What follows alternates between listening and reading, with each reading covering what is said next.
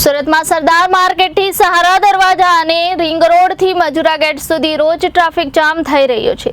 સહારા દરવાજા ગણનારાના ખાડાને કારણે આજે 1 કિલોમીટરનો ટ્રાફિક જામ સર્જાયો હતો, જેમાં સિટી બીઆરટીએસની સાથે એમ્બ્યુલન્સ પણ ફસાઈ ગઈ હતી। જ્યારે રિંગ રોડથી મજુરા ગેટ સુધી 1 કિલોમીટરના રોડ પર રોજ ટ્રાફિક જામ સર્જાય છે।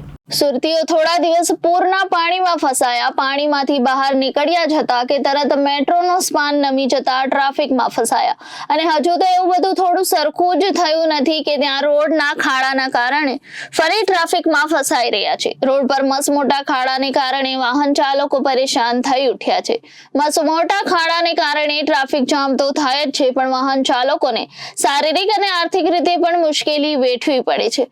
એક બાજુ શહેરમાં ટ્રાફિક જામ ન તે માટે ટ્રાફિક સિગ્નલો ઠેર ઠેર ઊભા કરી દેવાયા છે, જેના ટ્રાફિક નિયમો હજુ સુરતીઓ શીખી રહ્યા છે। તો ટ્રાફિકના સમયમાં ક્યાંક વધારો છે તો ક્યાંક ઘટાડો છે, જેથી ટ્રાફિક જામમાં ફસાઈ જવાય છે। સુરતના સહારા ગણનારા પાસેના આ દ્રશ્યો જોવા મળ્યા છે। પહેલા ગણનારા પાસે રોજ ટ્રાફિક જામ થતું હતું, જેથી બ્રિજ બનાવવામાં આવ્યો હતો, પણ સહારા ગણનારા પાસેથી સુરતની ટેક્સટાઇલ માર્કેટોની શરૂઆત થાય છે, જેથી સુરત શહેરમાં સારોલી વડોદરાથી પસાર થતા તમામ વાહન ચાલકોને આ ગણનારાનો ઉપયોગ કરવો પડે છે। ટેક્સટાઇલ માર્કેટોમાં કાપડ પહોંચાડવા ટેમ્પો, રિક્ષા અને ટ્રકો અને સિટી બીઆરટીએસ બસો આ બધું જ ગણનારામાંથી પસાર થાય છે। અને આ જ ગણનારા પાસે ખાડા પડી ગયા છે, જેને પગલે વાહન નમી ન જાય અથવા અકસ્માત સર્જાય નહીં તેવી ભીતિ વાહન ચાલકોને સતાવે છે। સહારા ગણનારાથી ખાડા પડી ગયા છે, જેથી વાહન ચાલકો જો સ્પીડમાં વાહન ચલાવવાની કોશિશ કરે તો પડી જાય, અને સ્પીડમાં વાહન ચલાવે પણ કઈ રીતે? આ ખાડાઓમાં વાહનોને નુકસાન તો થાય જ છે, સાથે સમયની પણ બરબાદી થાય છે। સરદાર માર્કેટથી સહારા દરવાજા ગણનારા સુધી ટ્રાફિક જામને કારણે નોકરી ધંધે જતા લોકો અટવાઈ જાય છે। સમયસર કામ પર પહોંચવા માટે લોકો ઘરેથી વહેલા નીકળે, પરંતુ ટ્રાફિકમાં ફસાઈ જાય છે। આજે રિંગ રોડથી મજુરા ગેટ સુધી 1 કિલોમીટરનો લાંબો ટ્રાફિક જામ સર્જાયો છે। એક બાજુ રિંગ રોડ ખાતે મેટ્રોની કામગીરીને કારણે ટ્રાફિક જામ છે, તો બીજી બાજુ થોડો ઘણો રોડ છે એમાં પણ ખાડા પડી ગયા છે, જેથી વાહન ચાલકો જાય તો જાય કહાં તેવી પરિસ્થિતિમાં ફસાયા છે।